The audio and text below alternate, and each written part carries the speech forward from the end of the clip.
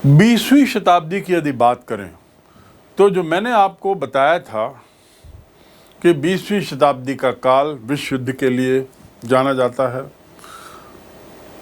परमाणु युग के लिए, परमाणु युग की शुरुआत के लिए जाना जाता है, उपनिवेशवाद और साम्राज्यवाद के खात्मे के लिए जाना जाता है, बहुत से नए राष्ट्रों के उदय के लिए जाना जाता है।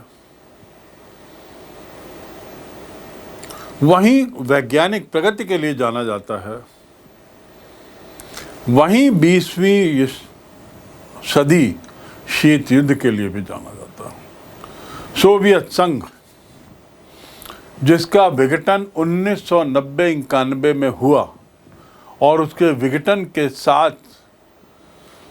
जहां शीत युद्ध समाप्त हुआ, जो 1945 के आसपास प्रारंभ हुआ था, इस शीत युद्ध की समाप्ति के बाद जो नई व्यवस्था आई, वैश्विक व्यवस्था, जहां पर विश्व एक ध्रुवीय हो गया, जहां पर अमेरिका सबसे ज़्यादा ताकतवर हो गया, ऐसे बदलते अंतर्राष्ट्रीय परिप्रेक्ष्य में संयुक्त राष्ट्र संघ को अपनी नई भूमिका के साथ आना पड़ा। तो यदि हम शीत युद्ध के बाद के आए बदलाव की चर्चा करें, शीत युद्ध के बाद आए बदलाव, तो सबसे पहला बदलाव नई व्यवस्था का आना। और नई व्यवस्था के मायने क्या हैं? पहला, सोवियत प्रणाली के बिखराव के बाद संयुक्त राज्य अमेरिका सबसे शक्तिशाली देश, बल्कि एकमात्र शक्तिशाली देश। बाकी देश हैं, लेकिन अमेरिका की तुलना में उनकी शक्ति बहुत नीचे। तो एक तो पहला परिवर्तन अंतर्राष्ट्रीय राजनीति में ये था। दूसरा परिवर्तन था कि रूस के साथ अमेरिका के संबंध अच्छे हो गए हैं। इसके क्या मायने हैं? पहली बात, रूस जो है वो सोवियत संघ के विघटित होकर एक स्वतंत्र राष्ट्र बना है, लेकिन इसके साथ ही रूस जो है वो सोवियत संघ का उत्तराधिकारी राष्ट्र भी बना है। अंतर्राष्ट्रीय राजनीति में भी रूस को सोवियत संघ का उत्तराधिकारी मानते हुए सुरक्षा परिषद की स्थायी सदस्यता दी गई थी। 1990 तक, बल्कि 1980 तक हम कहेंगे कि सोवियत संघ और अमेरिका के बीच में सतत रूप से तकरार थी, तनाव था, टकराहट थी, जो बहुत बड़ी चिंता का विषय था। लेकिन 1990 के बाद सोवियत संघ का उत्तराधिकारी देश रूस और अमेरिका, इनके संबंध काफ़ी बेहतर हैं और टकराव के स्थान पर सहयोग की भावना दोनों के बीच में बढ़ती जा रही है। हम क्या बात कर रहे हैं? शीत युद्ध के बाद आए हुए बदलाव की बात कर रहे हैं। उस बदलाव में बहुत बड़ा बदलाव ये हम देखते हैं कि शीत युद्ध के काल में जहां ये दो देश एक दूसरे से सतत रूप से 36 के आंकड़े की तरह टकराते थे, एक दूसरे के विरोधी थे, अब हम देखते हैं कि दोनों देशों के बीच में संबंध बेहतर होते जा रहे हैं। टकराव के स्थान पर सहयोग की भावना। तीसरा परिवर्तन शीतकाल के बाद, शीत युद्ध के बाद, वह परिवर्तन बड़ा अहम है। यह भौगोलिक परिवर्तन नहीं है, आर्थिक है। एशिया महाद्वीप, जिसमें भारत और चीन है, ये आर्थिक विकास की दर को तेज रखते हुए महाशक्ति बनने की राह पर हैं। कौन से देश? भारत और चीन। देखिए, यदि हम विश्व के नक्शे को देखें तो पहले अमेरिका, या उससे भी पूर्व हम देखें तो ब्रिटेन महाशक्ति था 18वीं शताब्दी की यदि बात करें तो। उसके बाद ब्रिटेन महाशक्ति अर्थात यूरोप का एक देश, और यूरोप के ही कुछ अन्य देश भी शक्तिशाली थे। उसके बाद ये महाशक्ति का जो सेंटर है वो खसकता है और अमेरिका और रूस, ये दो देश महाशक्ति के रूप में उभरते हैं। अमेरिका और रूस, यानी एक यूरोपीय देश और एक उत्तरी अमेरिका का राष्ट्र, और विश्व दो ध्रुवीय हो जाता है।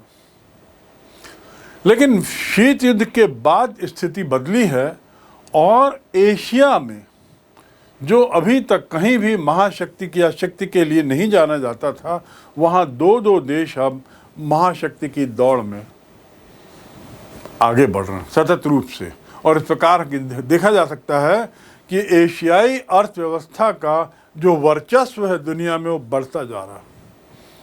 अंतर्राष्ट्रीय व्यापार में भारत और चीन की अहम भूमिका हो रही है।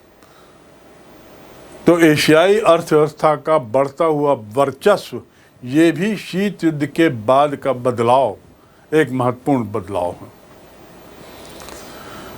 चौथा बदलाव जो हम देखते हैं वो है कि सोवियत संघ जब टूटा तो 15 राष्ट्रों में टूटा वो, तो बहुत सारे जो नए देश थे वो संयुक्त राष्ट्र संघ में आए और इसमें से कुछ पूर्व यूरोप के साम्यवादी देश भी थे। पूर्व यूरोप का अर्थ जापान के पास का क्षेत्र नहीं है। पूर्व यूरोप का अर्थ है पश्चिमी यूरोप के पूर्व में स्थित देश। याद रखेंगे, इस नक्शे को देखें। पश्चिमी यूरोप के पूर्व में स्थित देश जो साम्यवादी विचारधारा से प्रभावित थे और सोवियत खेमे के देश थे, उसमें हंगरी, चेकोस्लोवाकिया, पोलैंड, बल्गारिया, आदि आते थे, युगोस्लाविया। जब सोवियत से खेमा ध्वस्त हुआ 1990-91 में, जब सोवियत संघ का विघटन हुआ, तो उस विघटन के परिणाम स्वरूप 15 देशों में से कई देश तो संयुक्त राष्ट्र संघ के सदस्य बने,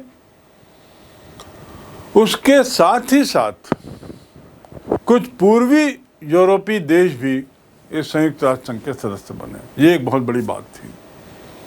जो साम्यवादी व्यवस्था से प्रभावित थे, जिनकी विचारधारा, जिनकी राजनीतिक व्यवस्था साम्यवादी थी, अब वे भी संयुक्त राष्ट्र संघ के सदस्य बने। ये एक बहुत बड़ा राजनीतिक बदलाव था अंतर्राष्ट्रीय मंच पर। और एक अंतिम बिंदु शीत युद्ध के बाद के बदलाव की चर्चा करते समय वो ये है कि नई चुनौतियां कुछ सामने आ गई हैं। शीत युद्ध के दौरान जो सबसे बड़ी चुनौती थी वह थी युद्ध को रोकने की। अब जब सोवियत संघ, जो दूसरा ध्रुव हुआ करता था, वो टूट चुका है और सोवियत खेमे से निकला हुआ देश रूस अमेरिका के साथ निकटता का संबंध बना रहा है, तो कुछ नई चुनौतियां, नई समस्याएं सामने आ गई हैं। और उसमें सबसे बड़ी समस्याएं हैं जो शीत युद्ध के बाद के काल की मानी जाएंगी। मूल रूप से आतंकवाद की समस्या, जलवायु परिवर्तन की समस्या, पर्यावरण के विनाश की समस्या और वैश्विक तापन की समस्या, बढ़ता हुआ तापमान जो ग्लेशियरों को पिघला रहा है। और ग्लेशियरों के पिघलने से महासागर की जो ऊंचाई है वो बढ़ रही है और महासागरों की बढ़ती ऊंचाई से कई देशों के अस्तित्व को, कई द्वीपों के अस्तित्व को खतरा हो गया है, क्योंकि संभावना है कि इसी तरीके से यदि ताप बढ़ते रहा और ग्लेशियर पिघलते रहे तो संभवतः अगले 30-40 वर्षों में इनमें से बहुत से देश लुप्त हो जाएंगे, समुद्र के अंदर चले जाएंगे। ऐसी स्थिति में ये एक बहुत बड़ी समस्या है। और इसके साथ ही यद्यपि अमेरिका और सोवियत संघ के बीच जो परमाणु दौड़ थी वो तो समाप्त हुई, पर नई नई परमाणु ताकतों के आने से एक नए ढंग की समस्या शुरू हो गई है।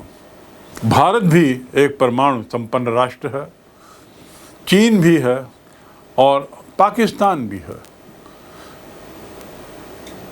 तो इसके अलावा और बहुत सारे देश हैं जो परमाणु संपन्न हो गए हैं।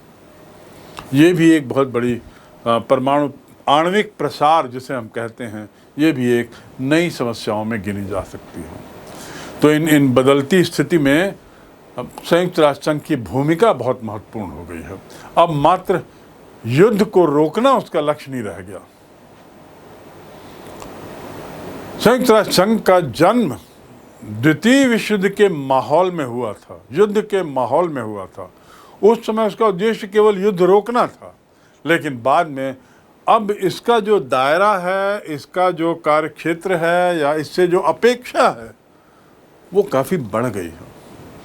अब संयुक्त राष्ट्र संघ को मात्र युद्ध रोकने वाली समस्या का निराकरण नहीं करना है, बल्कि उसे आने वाले जनरेशन्स के लिए, पीढ़ियों की चिंता करनी है, जिसमें और उस चिंता के मातहत उसे परमाणु प्रसार, आणविक प्रसार, जलवायु परिवर्तन, पर्यावरण विनाश, वैश्विक तापन, आतंकवाद, इन समस्याओं का हल ढूंढना है।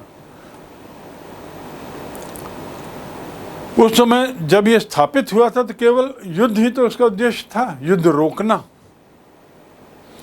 उस उद्देश्य में तो काफ़ी कुछ सफल हो गया है, क्योंकि तीसरा विश्व युद्ध नहीं हुआ। छोटे मोटी लड़ाइयाँ होती रहीं, लेकिन वो बड़ा रूप नहीं ले पाई। क्या ये स्वयं में एक बहुत बड़ी सफलता संयुक्त राष्ट्र संघ की नहीं है? जिस उद्देश्य से वह स्थापित हुआ था उसके मद्देनजर और बदलते हुए परिप्रेक्ष्य में संयुक्त राष्ट्र संघ अब अपने को भी बदल रहा है। बदलते हुए समय के साथ वो अपने को भी ढाल रहा है। ये स्वयं में भी संयुक्त राष्ट्र संघ की एक बहुत बड़ी सफलता है कि वो बदलती परिस्थितियों के अनुसार अपने को ढालने में सफल हो रहा है। संयुक्त राष्ट्र संघ की बदलती भूमिका बदलते समय के साथ साथ बहुत महत्वपूर्ण है। ये बात भी तय है कि अपने पूर्व की भूमिका में, जिसमें उसका उद्देश्य शांति स्थापित करना और युद्ध रोकना था, उसमें काफ़ी हद तक सफल रहा है।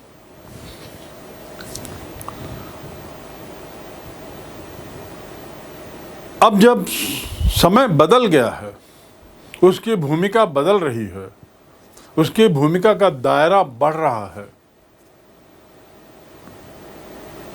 स्थितियां बदल गई हैं, शीत युद्ध समाप्त हो चुका है और भी अनेक तरीके के परिवर्तन हो रहे हैं, नई चिंताएं सामने आ रही हैं। तो ऐसी स्थिति में संयुक्त राष्ट्र संघ में सुधार की मांग बार बार उठ रही है। अपने 70 वर्ष की इस यात्रा में संयुक्त राष्ट्र संघ की जो खामियां उभर के आई हैं, इस बदलते हुए माहौल में उन खामियों के निराकरण के लिए भी बार बार आवाज़ उठ रही है। दूसरे शब्दों में हम अब पढ़ने जा रहे हैं एक बहुत ही महत्वपूर्ण विषय इस अध्याय के अंदर, और वो है संयुक्त राष्ट्र संघ में सुधार की मांग और ज़रूरत। संयुक्त राष्ट्र संघ में सुधार की मांग और आवश्यकता।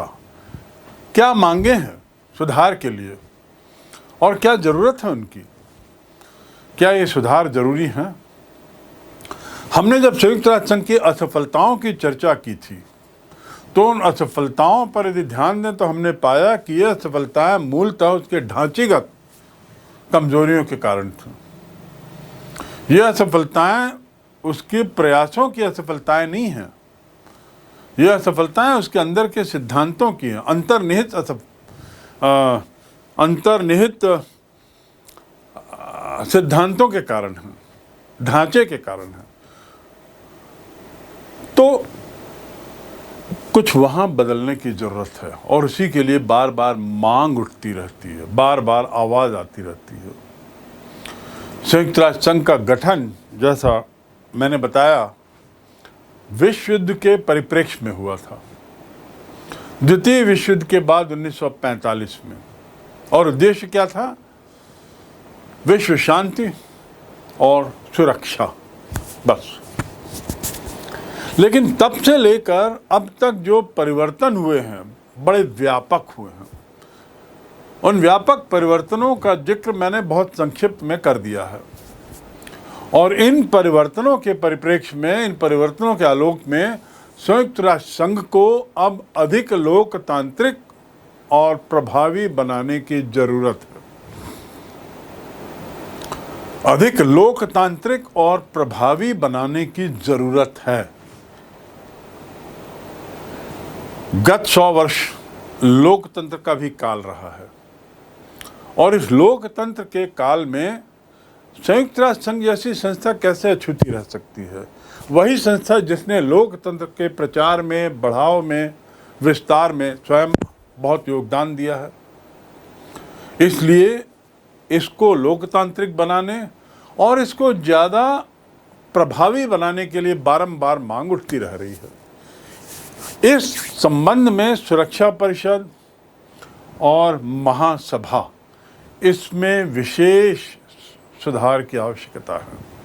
आप लोग अब तक समझ गए होंगे कि ये जो असफलताओं के जो कारण हैं, उन असफलताओं के पीछे मूलतः वो असमानता है जो स्थायी सदस्यों और अस्थायी सदस्यों के बीच में सुरक्षा परिषद में है, जिसकी छाया महासभा में भी है और विश्व राजनीति में भी पड़ती रहती है। तो इसलिए सुरक्षा परिषद और महासभा, इनमें सुधार की विशेष आवश्यकता है। और इसके क्या कारण हैं? पहला, दूसरा सेकेंड वर्ल्ड वॉर, उस दौरान विश्व स्तर पर यूरोपीय शक्तियों का और अमेरिका का वर्चस्व था। पश्चिमी यूरोप के देशों का और अमेरिका का वर्चस्व था, चाहे वो विश्व का आर्थिक मामला हो, चाहे विश्व का राजनीतिक मामला हो। राजनीतिक मंच और आर्थिक मंचों पर पश्चिमी यूरोप के देश और अमेरिका हावी रहते थे, उन्हें हमेशा प्रमुखता प्राप्त थी। लेकिन जब दुनिया छोटी हो चली, वैश्वीकरण का युग आ गया और कुछ और परिवर्तन आए, तो इस वैश्वीकरण के वर्तमान काल में एशिया के कई देश बड़ी तेजी से उभरे हैं। कहाँ के? एशिया के देश।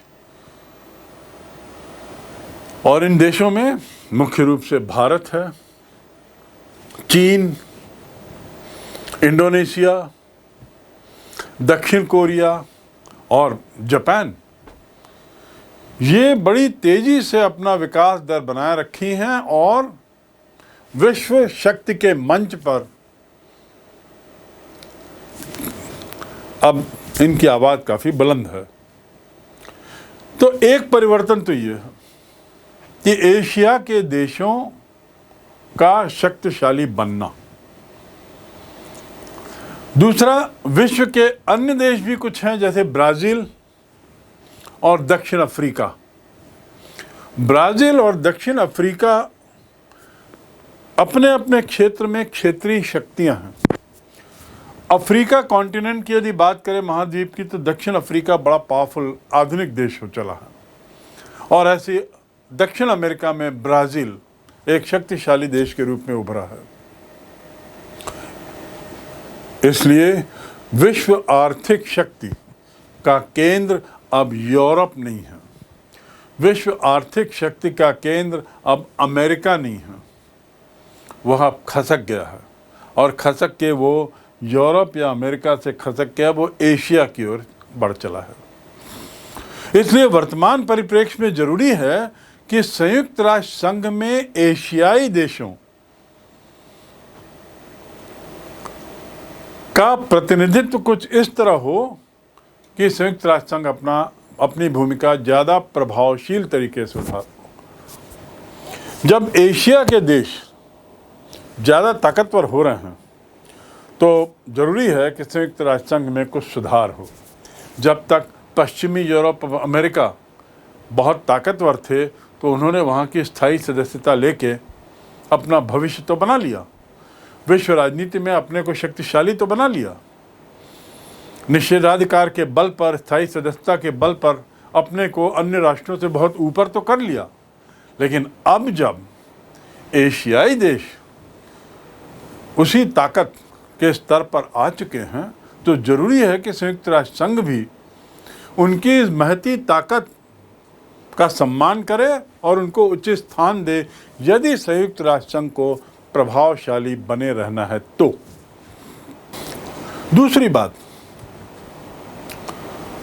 संयुक्त राष्ट्र संघ में जैसा मैंने कहा, सुरक्षा परिषद और महासभा, इनमें विशेष सुधार की जरूरत है।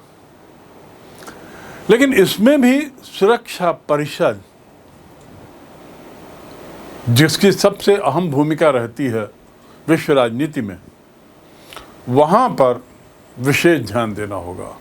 तो दूसरा बिंदु सुरक्षा परिषद को लेकर है, जो एक मायने में संयुक्त राष्ट्र संघ की कार्यपालिका है। अंतर्राष्ट्रीय सुरक्षा, अंतर्राष्ट्रीय शांति सुरक्षा परिषद के जिम्मे है।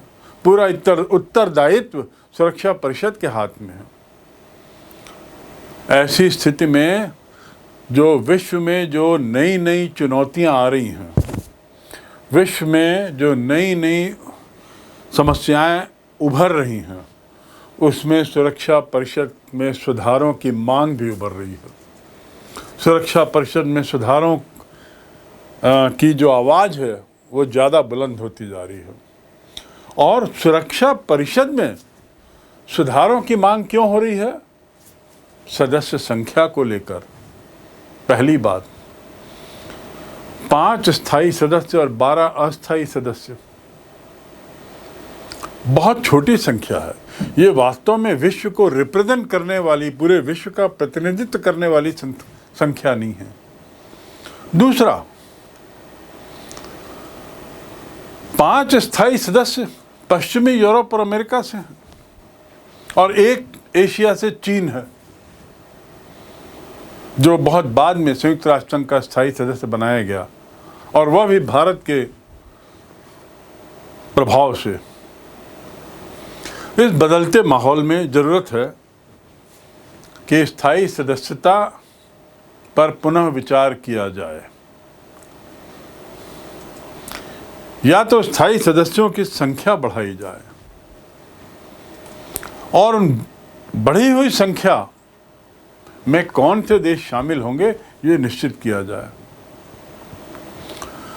सुरक्षा परिषद में सुधार करने की मांग जो राष्ट्र रखते हैं उसमें भारत भी बहुत शामिल है, और उसका साफ कहना है कि अनुपात में, जिस अनुपात में संयुक्त राष्ट्र के सदस्यों की संख्या बढ़ी है, उसी अनुपात में सुरक्षा परिषद की संख्या, सदस्यों की संख्या बढ़नी चाहिए, जो नहीं हुआ है, चाहे वे स्थायी सदस्य हों चाहे अस्थायी सदस्य हों।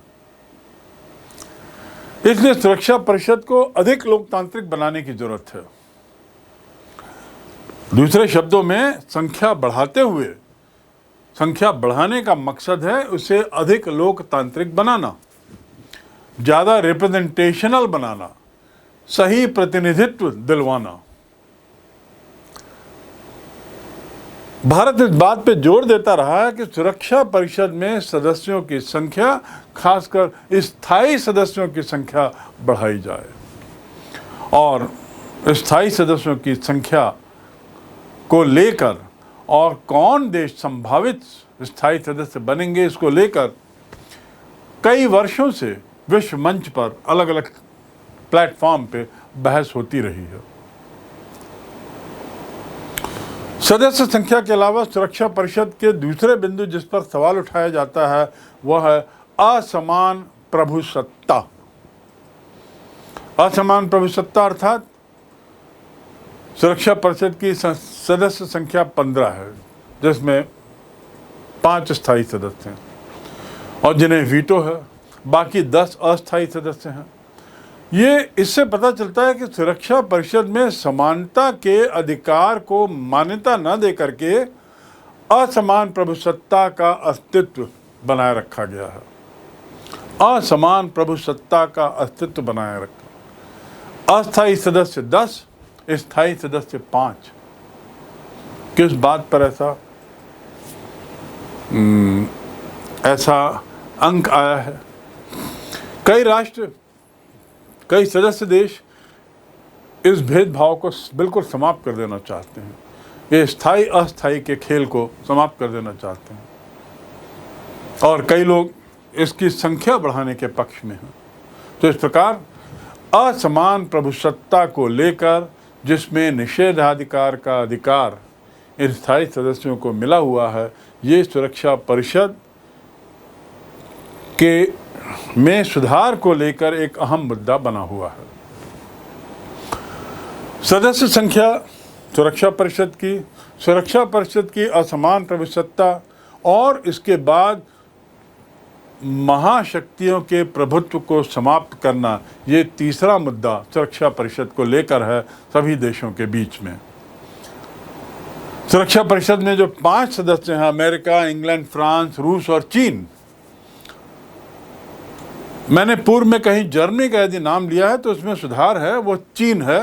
तो चीन, इनको वीटो की जो ताकत दी गई है, उस वीटो ताकत के कारण वे बड़े शक्तिशाली होगा। आप समझ सकते हैं कि यदि आपको मालूम हो कि इस व्यक्ति के पास या कक्षा में इस लड़के के पास, मेरे कक्षा के इस मित्र के पास वो ताकत है जिससे वो मेरी बात करवा लेगा, मनवा लेगा, तो आप उसके पक्ष में बोलोगे और उसके साथ चलोगे। दूसरे शब्दों में मैं ये कहना चाह रहा हूँ कि ये 5 देश जो हैं वो दुनिया में बहुत से छोटे छोटे राष्ट्रों के नेता बने हुए हैं,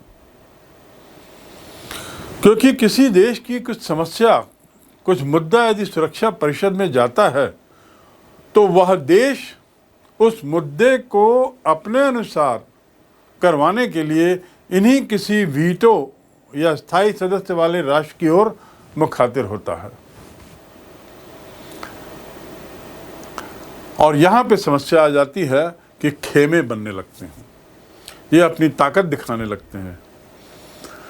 तो महाशक्तियों का प्रभुत्व कम करने के लिए भी सुरक्षा परिषद में बार बार आवाज उठी है। इनको जो वीटो की शक्ति दी गई है, जिससे बहुत ताकतवर हो गए हैं, इनका प्रभाव कम करने की कतई सतत जरूरत महसूस की गई है। और सुरक्षा परिषद में सुधारों की मांग में ये एक बहुत बड़ा मुद्दा है कि इन महाशक्तियों की ताकत कम की जाए। और ताकत किस बूते पर? स्थायी सदस्यता के बूते पर। वह मंच जो वैश्विक मंच है, जो समानता के अधिकार पर विश्वास करता है, वहां पर ये 5 देशों के द्वारा ये अतिरिक्त अधिकार कैसे, विशेषाधिकार कैसे, इसे लेकर बारंबार मांग उठती रही।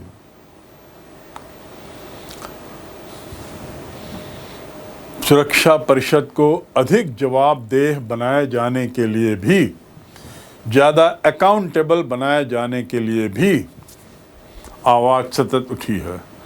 सुरक्षा परिषद में सुधार की मांग जो देश कर रहे हैं, उनका कहना है कि यदि सुरक्षा परिषद को विश्व का विश्वास जीतना है तो उसे महासभा के प्रति ज़्यादा जवाबदेह बनाया जाए। महासभा के प्रति, यानी सुनिश्चित किया जाए कि महासभा सर्वोच्च निर्णय लेने वाली संस्था है और सुरक्षा परिषद उसके मातहत है। अभी जो संयुक्त राष्ट्र संघ का ढांचा है उसमें ऐसा परिलक्षित होता है मानो सुरक्षा परिषद सर्वोपरि है। महासभा मात्र सुरक्षा परिषद की बातों को हाँ या ना में रखने वाली संस्था है। तो सुधार की मांग रखने वाले देशों की आवाज़ है, उनकी मांग है कि सुरक्षा परिषद को महासभा के प्रति ज़्यादा जवाबदेह बनाया जाए। सुरक्षा परिषद को ज़्यादा जवाबदेह बनाने की बात, ज़्यादा अकाउंटेबल बनाने की बात, टू होल्ड रिस्पॉन्सिबल टू महासभा। अगला बिंदु जिस पर बारंबार मांग उठ रही है वो है सामाजिक और आर्थिक कार्य के क्षेत्र में। सामाजिक और आर्थिक कार्य के क्षेत्र में कई विचारक ऐसा मानते हैं कि सुरक्षा परिषद को केवल राजनीतिक कार्य ही दिए जाते हैं, और ये राजनीतिक कार्य देने के कारण परिणाम क्या हो रहा है कि उसमें हमेशा मतभेद रहता है, क्योंकि हर चीज में राजनीति रहती है, और जहां राजनीति हो वहां फिर मतभेद होगा ही, वाद विवाद होगा ही। तो इनमें सहयोग की जो भावना नहीं दिख रही है, सहयोग की भावना को बढ़ाने की जरूरत है। सुरक्षा परिषद के सदस्यों के बीच में सहयोग की भावना बढ़ाने की जरूरत है, और इनका कहना है ये तभी संभव है, इनके बीच में सहयोग, जब सुरक्षा परिषद को सामाजिक और आर्थिक कार्य भी दिए जाएं। अभी तक सुरक्षा परिषद मात्र राजनीतिक मामले ही देखती है, तो हर चीज को राजनीतिक नजरिए से देखती है, इसलिए हर बार इनके बीच में वाद विवाद, असहयोग की भावना ज़्यादा रहती है। इसे रोकना हो, इसे कम करना हो, सहयोग बढ़ाना हो, तो ज़रूरी है कि हमें इन्हें आर्थिक और सामाजिक मुद्दों के लिए भी अकाउंटेबल बनाना होगा। अर्थात केवल सुरक्षा का मुद्दा ही नहीं, सामाजिक और आर्थिक कार्य भी इनके कार्य क्षेत्र के दायरे में आए, ऐसा विचारकों का मानना है। संयुक्त राष्ट्र संघ के ढांचे में जो बदलाव है, बदलाव की मांग जो है, इसको ध्यान में रखते हुए 1 जनवरी 97 को कोफी अन्नान, जो उस समय संयुक्त राष्ट्र संघ के महासचिव थे, कोफी अन्नान बहुत प्रसिद्ध महासचिव थे, उन्होंने एक विस्तृत जांच शुरू करवाई कि आखिर ये मांग बढ़ क्यों रही है, मांगें कितनी जायज हैं, क्या क्या मांगे हैं, और इसमें क्या सुधार किया जा सकता है। इस सब दायरे को लेकर उन्होंने एक जांच समिति बैठाई 1 जनवरी 1997 को, और उसका उद्देश्य रखा गया कि सुधार कैसे कराए जाएं। मिसाल के तौर पर यही कि सुरक्षा परिषद के नए सदस्य चुने जाने चाहिए। तो इतने सालों के बाद सुरक्षा परिषद की स्थायी और अस्थायी सदस्यता के मापदंड सुझाए गए कि किस प्रकार स्थायी सदस्य हों, किस प्रकार अस्थायी सदस्य हों, और उन सुझावों में कुछ सुझाव यहाँ हैं। उम्मीद है आप समझ रहे होंगे कि कोफी अन्नान की समिति का उद्देश्य सुरक्षा परिषद में मात्र सुधार ही नहीं था, पर बढ़ते हुई आवाज़ जो थी सुधार को लेकर, उसको लेकर उनका ये दायरा था कि सुधार कैसे कराए जाएं। और उसका एक उदाहरण है कि सुरक्षा परिषद के नए सदस्य यदि आते हैं तो कैसे चुने जाएंगे। इस पर उन्होंने काफ़ी रिसर्च करवाया, सर्वे करवाया और रिपोर्ट तैयार की। ये कई वर्ष लग गए इसी को तैयार होने में, और सुरक्षा परिषद की स्थायी और अस्थायी सदस्यता के मापदंड सुझाए गए। इनमें से कुछ निम्नलिखित हैं। नए सदस्य कौन बनेंगे सुरक्षा परिषद के? जो बड़ी आर्थिक ताकत हो। दूसरा, जो बड़ी सैन्य ताकत हो, आर्थिक ताकत हो, सैन्य ताकत हो। तीसरा, जो संयुक्त राष्ट्र संघ को बजट में काफ़ी योगदान दे रहा हो, मात्र वह कोई एक राष्ट्र हो बहुत कमज़ोर, सक्षम नहीं, आर्थिक दृष्टि से कमज़ोर, उसे सुरक्षा परिषद का सदस्य बनाने से कोई फ़ायदा नहीं। जो आर्थिक दृष्टि से, राजनीतिक दृष्टि से प्रभावहीन राष्ट्र हो, उसे संयुक्त राष्ट्र संघ में सुरक्षा परिषद का सदस्य बनाने के कोई मायने नहीं है, ऐसा इस समिति का सुझाव था। इसलिए उनका कहना था कि आर्थिक रूप से संपन्न राष्ट्र हो, सैन्य शक्ति के रूप में हो, संयुक्त राष्ट्र संघ को पर्याप्त योगदान दे रहा हो, आर्थिक दृष्टि से बजट में, आबादी भी पर्याप्त हो। ऐसा नहीं कि मात्र बेलीज जैसा एक छोटा सा राष्ट्र जहाँ की जनसंख्या मुश्किल से 10 लाख भी नहीं होगी, वहाँ बेलीज को एक संयुक्त राष्ट्र संघ की सुरक्षा परिषद जैसी संस्था का सदस्य बनाया जाना बेमानी है। तो ऐसे सदस्य को ही, ऐसे देश को ही सदस्य बनाया जाए जो प्रभावशील हो, आबादी के लिहाज से भी बड़ा हो और लोकतंत्र और मानवाधिकार का सम्मान करता हो, वह लोकतांत्रिक देश हो। तानाशाह या राजतंत्र के मातहत चलने वाली शासन व्यवस्था के को यदि वहाँ सदस्य बनाया गया तो इसके कुछ और मायने हो सकते हैं। इसलिए सुझावों के तहत स्पष्ट किया गया कि केवल लोकतांत्रिक देश ही सुरक्षा परिषद का सदस्य बनाया जाए, उसका सम्मान करता हो, जो मानवाधिकारों का सम्मान करता हो। और अंतिम जो सुझाव इसमें आया कि किसे सदस्य बनाया जाए, उसमें ऐसा था, एक ऐसा देश जो अपने भूगोल, अपनी अर्थव्यवस्था और अपनी संस्कृति के लिहाज से विश्व की विविधता की नुमाइंदगी करता हो। मैं पुनः दोहरा दूं, जो अपने भूगोल, अपनी अर्थव्यवस्था और अपनी संस्कृति को ध्यान में रखते हुए विश्व की विविधता को रिस्पेक्ट करता हो, उसकी इज्जत करता हो, किसी भी तरह का वो कतई ये प्रयास न करता हो कि विश्व उसके अनुसार चले, उसकी संस्कृति का अनुपालन करे, उसके विचारों का अनुपालन करे। तो इस प्रकार ये पात्रता के लिए, संयुक्त राष्ट्र संघ की सुरक्षा परिषद की पात्रता के लिए सदस्यों का क्या गुण होना चाहिए, इस संबंध में सुझाव है। बात साफ है कि ये जो मापदंड दिए गए हैं, इन मापदंडों में हर एक की कुछ न कुछ वैधता है। यानी जो पांचों छह जो मापदंड हैं वो अपने अपने तरीके से बिल्कुल सही हैं। सरकारें अपने अपने हित में, अपनी अपनी महत्वाकांक्षा को ध्यान में रख के, अपने अपने हितों को ध्यान में रख के कई बार इन मापदंडों पे उतार चढ़ाव कर सकती हैं।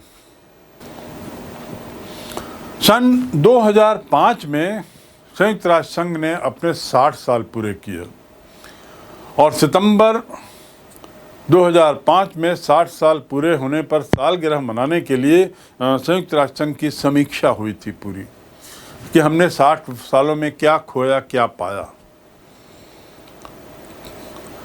इस बैठक में शामिल जो नेता लोग, उन्होंने कई कदम सुझाए।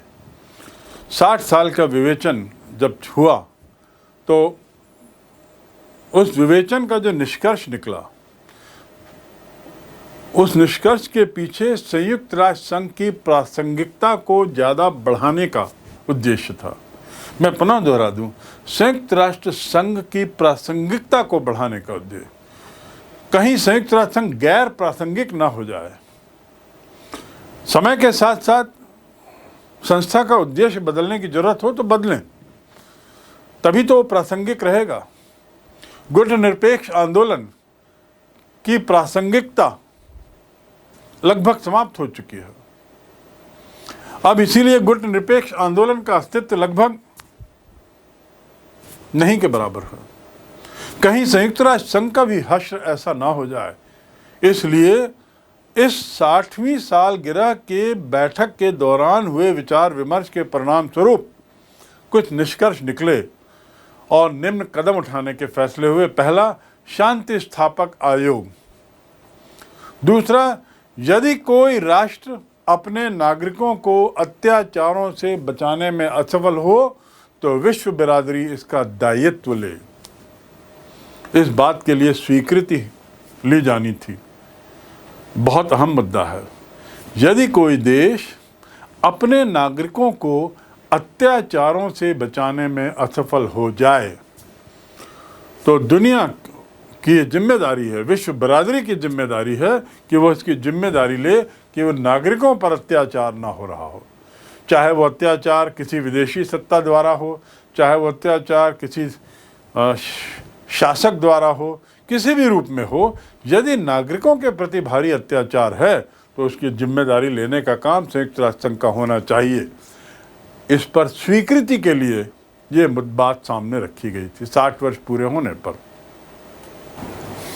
तीसरा बिंदु जो 60वीं सालगिरह पर सदस्यों के द्वारा प्रस्तावित था वह था मानवाधिकार संगठन के गठन की बात।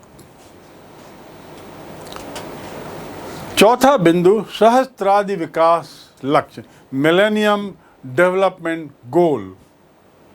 100 वर्ष पूरे होने पर हम क्या क्या लक्ष्य पा सकेंगे। सहस्त्र यानी 100, इसको प्राप्त करने पर सहमति। हर रूप के आतंकवाद की निंदा अगला बिंदु था, जिस पर सहमति बनी सदस्य राष्ट्रों के सदस्यों द्वारा। उसमें यह मुद्दा था कि हर तरीके के आतंकवाद की हम आलोचना करेंगे। अगला बिंदु जिस पर सहमति बनी वह थी एक लोकतंत्र एक कोष। एक लोकतंत्र एक कोष। और अंतिम था कि ट्रस्टीशिप काउंसिल, जिसे न्यासिता परिषद कहते हैं, जो वैसे भी अब प्रभावहीन हो चुका है, उसे फॉर्मल तरीके से उसको समाप्त करने पर सहमति हो। हमने ट्रस्टीशिप काउंसिल के बारे में अध्ययन किया है पूर्व में। सच्चाई तो यह है कि ट्रस्टीशिप काउंसिल एक तरीके से नॉन एग्जिस्टेंट है, वो केवल पेपर में उतनी प्रभावशील नहीं रही। तो इन सदस्यों का 60वीं वर्षगांठ के उपलक्ष्य में बदलते परिप्रेक्ष्य में, राजनीतिक परिप्रेक्ष्य में सुझाव था कि इस परिषद को, न्यासिता परिषद को भंग कर दिया जाए, समाप्त कर दिया जाए।